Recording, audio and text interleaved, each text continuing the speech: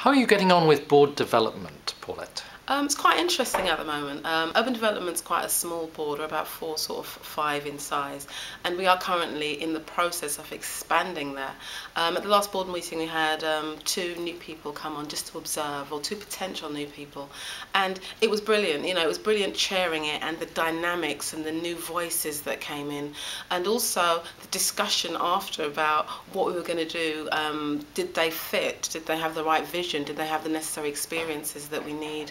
I think it was also a really important discussion for us, because we were looking at whether or not we were potentially taking on advisors or directors, because, you know, there's a difference in the role, though there might not necessarily be a difference in the output for the amount of work that they do.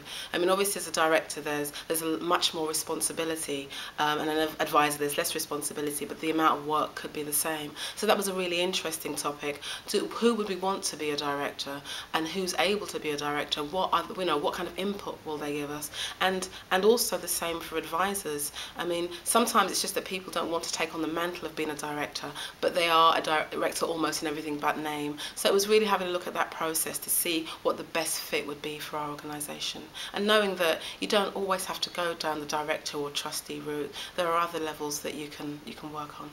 And did you come out with any conclusions about Yes, advisors versus directors? I think with regards to us needing some real kind of business acumen, one of the potential directors had kind of a lot of banking experience, nothing to do with kind of music and arts at all, and that was a real clear difference that would add a lot to the organisation as a whole, and we thought a director level would really work for him.